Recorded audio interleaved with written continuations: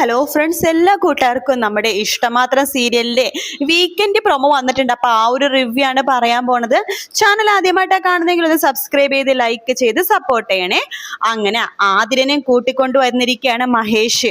അപ്പൊ ആതിരനെ കാണുമ്പോൾ നമ്മുടെ സ്വപ്നവലിക്ക് രാമനാഥൻ അറിയില്ലല്ലോ ഇത് ആരാണ്. അപ്പൊ ഇഷിത പറയുന്നുണ്ട്, അമ്മേ ദേ ഇതാണ് ആതിര എന്ന് പറയാണ്. രാമനാഥൻ പറയുന്നുണ്ട്, മോനെ അവസാനം നീ ആതിരനെ കൂട്ടിക്കൊണ്ട് വന്നു അല്ലേ? അതെ അച്ഛാ, നാളെയാണല്ലോ വിനോദിന്റെ വിധി പറയുന്നത്. അതിനു മുമ്പ് തന്നെ ആതിരനെ കൂട്ടിക്കൊണ്ടുവന്ന് എനിക്ക് നിർബന്ധമായിരുന്നു. ഇനി നമ്മുടെ വിനോദ് പുറത്തിറങ്ങും അച്ഛാ.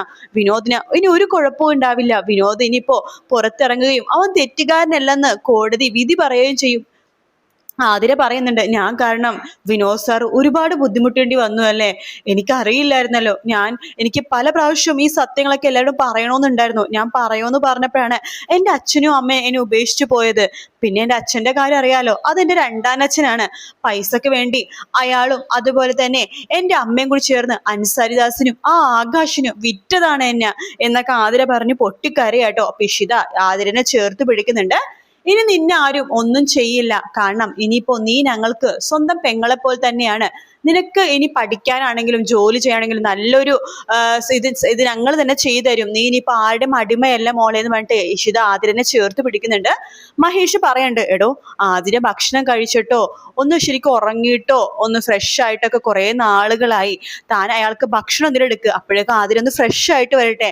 ആതിരക്ക് ഞാൻ വരുന്ന വഴിക്ക് 2 ജോഡി ഡ്രസ്സ് എടുത്തിട്ടുണ്ടെന്ന് പറഞ്ഞിട്ട് മഹേഷ് അത് കൊടുക്കുന്നുണ്ട്. പറഞ്ഞതിന് അത് മറന്നുപോയല്ലോ. സ്വപ്നം ആതിരക്ക് കഴിക്കാൻ എന്തിനും എടുക്കുക. ഇപ്പൊ എടുക്കാം എന്ന് പറയാണ്. അങ്ങനെ ആതിര കുളിച്ച് ഫ്രഷ് ആയിട്ട് വരുമ്പോ സ്വപ്നവല്ലിയും ഇഷിതയും കൂടി ആതിരക്ക് ഭക്ഷണമൊക്കെ കൊടുക്കണം. ആതിര സുഖമായിട്ട് കുറെ വർഷങ്ങൾക്ക് ശേഷം ഒന്ന് കിടന്നുറങ്ങുവാട്ടോ ചെയ്യണത്. അതേസമയം ആകാശിനോട് ആ ഗുണ്ടകൾ പറയുന്നുണ്ട്, ആകാശ് ആതിര നഷ്ടപ്പെട്ടു പോയി സർ എന്ന് പറയാണ്. വാട്ട്, താൻ എന്താണ് പറഞ്ഞത്? ആതിര പോയെന്നോ? അതെ സർ, അവളെ അയാൾ കൊണ്ടുപോയി, ആ മഹേഷ് ചന്ദ്രൻ. എനിക്കിത് കേൾക്കണ്ട, എനിക്ക് ആതിരനെ വേണം. ആതിര പോയി നിങ്ങൾ മനസ്സരിദാസ് സാറിനെ എല്ലാത്തിനും കൊന്നുകളയും. എല്ലാവരുടെയും ജീവിതവും ഇരിക്കണത് ആതിരയുടെ കയ്യിലാണ്. നാളെയാണ് വിധി പറയണത്. ഞാൻ പ്രത്യേകം പറഞ്ഞല്ലേ ആതിരനെ സൂക്ഷിക്കണോന്ന്. നാളെ കഴിഞ്ഞിട്ട് അവള് മരിച്ചാലും കുഴപ്പമില്ലായിരുന്നു. എന്തൊരു അവസ്ഥയായത്. ഞാനിത് എങ്ങനെ അൻസാരിദാസ് സാറിനോട് പറയും എന്നൊക്കെ പറഞ്ഞിട്ട് ആകാശം ആകെ ടെൻഷനായിട്ട് ഇരിക്കാട്ടോ.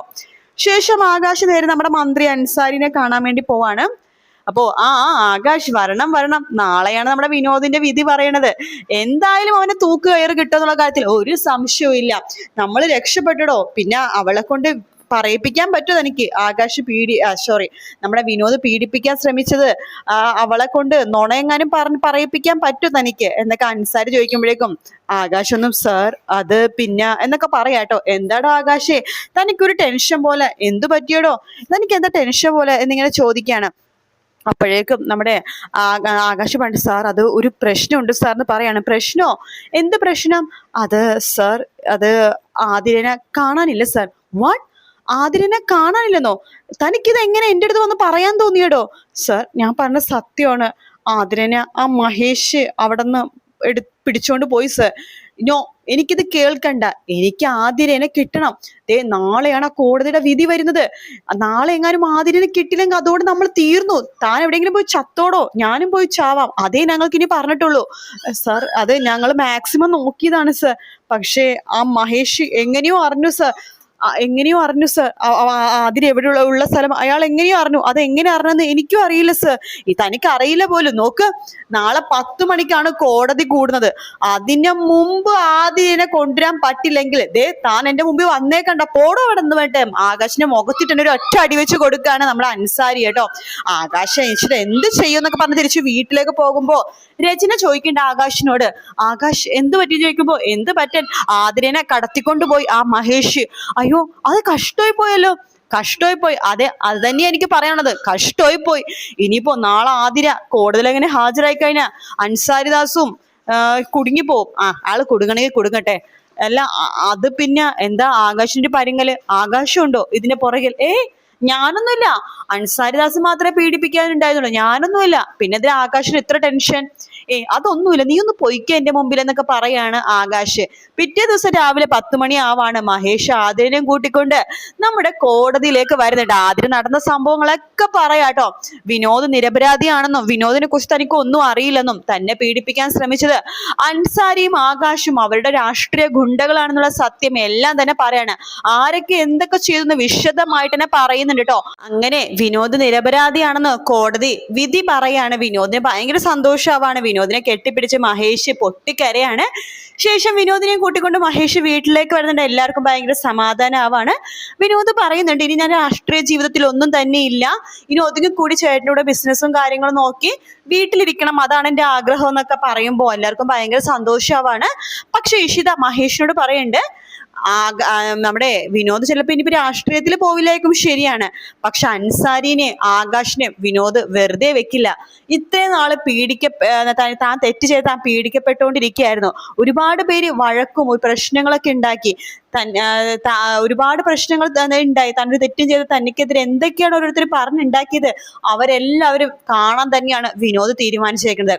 പക്ഷെ അതിനു മുമ്പ് ആകാശിന്റെ വീട്ടിൽ നമ്മുടെ മഹേഷിന്റെ മകനുണ്ടല്ലോ ആദി, അത് നമ്മുടെ വിനോദ് ഇപ്പോഴാട്ടോ അറിയണത്. അങ്ങനെ വിനോദാണെന്നുണ്ടെങ്കിൽ ആദ്യം ആദിനെ വിളിച്ച് ഇങ്ങോട്ടേക്ക് കൊണ്ടുവരണം. കാരണം ആകാശിന് ഇന്നല്ലെങ്കിൽ നാളെ നമ്മുടെ പോലീസുകാർ പൊക്കും. പക്ഷെ അങ്ങനെ പൊക്കുന്ന സമയത്ത് അവിടെ ആദിയുടെ പേര് വരാൻ പാടില്ലല്ലോ. അതുകൊണ്ട് തന്നെ നമ്മുടെ വിനോദ് ആദ്യം കാണാൻ പോണത് നമ്മുടെ ആകാശിനെയാണ് കേട്ടോ. ആകാശിനെ കണ്ട് ഉപ്പിലിടും നമ്മുടെ വിനോദ്. അടിച്ച് പിടിച്ച് മാന്തി പഠിച്ചൊരു മൂലക്കെട്ട് ഇടിച്ച് മറിച്ച് ഒരു മൂലക്ക് മാറ്റി വെക്കും. പിന്നെ രചനക്ക് കൊടുക്കേണ്ടത് കൊടുക്കും. പിന്നെ രചന അടുത്ത് പറഞ്ഞിട്ട് കാര്യമില്ല. രചന ഒരു വൃത്തികെട്ട സ്ത്രീ ആയിട്ടാണ് വിനോദ് കാണുന്നത്. അതിനുശേഷം ആദ്യത്തെ പറയുന്നുണ്ട്, മോനെ നീ ഇനി ഇവിടെ നിൽക്കരുത്, നിന്റെ ഭാവിനെ അത് ബാധിക്കും. നീ വിചാരിക്കുന്ന പോലെ ചെറിയ കേസൊന്നുമല്ല ഇത്. ആകാശ് പീഡന കേസിലെ പ്രതിയാണ്. അത് ആതിര തന്നെ കോടതിയിൽ സമ്മതിച്ചതാണ്. അതുകൊണ്ട് തന്നെ ആകാശ് നിന്ന ഈ സ്ഥലവും അതുപോലെ തന്നെ രചനയൊക്കെ ചിലപ്പോൾ മിക്കവാറും പോലീസ് പിടിക്കുമായിരിക്കും. ആ സമയത്ത് നിന്റെ മേത്ത് ഒരു കറ പോലും പെടരുത്. നീ എത്രയും പെട്ടെന്ന് തന്നെ നിന്റെ അച്ഛന്റെ കൂടെ വേണം നിൽക്കാനായിട്ട് എന്ന് പറഞ്ഞിട്ട് വിനോദ് നമ്മുടെ ആദിനെയും കൂട്ടിക്കൊണ്ട് അവിടെ നിന്ന് പോകുവാട്ടോ. രചന അപ്പോഴും ആദ്യടുത്ത് പറഞ്ഞിട്ട്, മോനെ നീ പോവല്ലേ, നീ പോയി കഴിഞ്ഞാൽ പിന്നെ അമ്മ ജീവനോട് ഉണ്ടാവില്ല, നീ മാത്രമുള്ളൂ അമ്മക്ക് എന്നൊക്കെ പറഞ്ഞ് ഓരോരോ നമ്പർ ഇടുന്നുണ്ടെങ്കിലും വിനോദ് പറയണ്ട, മോനെ ഇത് നീ കേൾക്കരുത്, ഇത് കേട്ടാണ് നീ ഈ അവസ്ഥയിൽ എത്തിയത്. അതുകൊണ്ട് ഇവര് പലതും പറയും, അതൊന്നും മോൻ കേൾക്കരുത്, നീ എന്റെ കൂടെ വാ എന്ന് പറഞ്ഞിട്ട് നമ്മുടെ വിനോദ് ആദിനെയും കൂട്ടിക്കൊണ്ട് വീട്ടിലേക്ക് വരുവാട്ടോ. അങ്ങനെ ഇഷിത വിചാരിച്ച പോലെ തന്നെ ഇഷിതയുടെ പ്രസവത്തിന് മുമ്പ് തന്നെ ആദി മഹേഷിന്റെ ഫ്ലാറ്റിലേക്ക് തന്നെ എത്താണ്. അങ്ങനെ കാര്യങ്ങളൊക്കെ തന്നെ സ്മൂത്ത് ആയിട്ട് പോയിക്കൊണ്ടിരിക്കുകയാണ്. വിനോദിന്റെയും സുചിത്രയുടെ വിവാഹം തീരുമാനിക്കേണ്ട. ആകാശാണെങ്കിൽ ആകെ ദേഷ്യമാട്ടോ. അങ്ങനെ അവര് സുഖിക്കേണ്ട, എല്ലാം ജയിച്ചു, എല്ലാം കയ്യിൽ ഒതുങ്ങിയെന്ന് പറഞ്ഞിട്ട് അങ്ങനെ ജയിക്കേണ്ട അവരെങ്ങനെയൊക്കെ ഇനിയിപ്പോ ആകാശിനെ ഒന്നും നോക്കാനില്ല, അൻസാരിദാസിനെ ഒന്നും നോക്കാനില്ല. അതുകൊണ്ട് തന്നെ എങ്ങനെയെങ്കിലൊക്കെ അവര് എന്ത് വിധത്തിലാണെങ്കിലും ചതിച്ചും വഞ്ചിച്ചും അവരില്ലാതാക്കിയിട്ടേ ഞങ്ങൾ അടങ്ങുള്ളൂ എന്ന് പറഞ്ഞിട്ട് രചനയും ആകാശും അൻസാരിദാസൊക്കെ കൂടിയിട്ട് മഹേഷിന്റെ കുടുംബത്തിനെതിരെ പോരാടാൻ പോകുന്ന കഥയാണ് നമ്മൾ ഇനി ഈ ആഴ്ച കാണാൻ പോകുന്നത് കേട്ടോ. എന്താ ഈ ആഴ്ച വിനോദ് പുറത്തേക്ക് ഇറങ്ങുന്നുണ്ട്. അതാണ് നമ്മുടെ വീക്കെൻഡ് പ്രൊമോയിലെ ഹൈലൈറ്റ്. വീഡിയോ ഇഷ്ടപ്പെട്ടാൽ ലൈക്ക് ചെയ്യുക, സബ്സ്ക്രൈബ് ചെയ്യുക. മറ്റൊരു വീഡിയോ കാണാം. Take care, bye bye.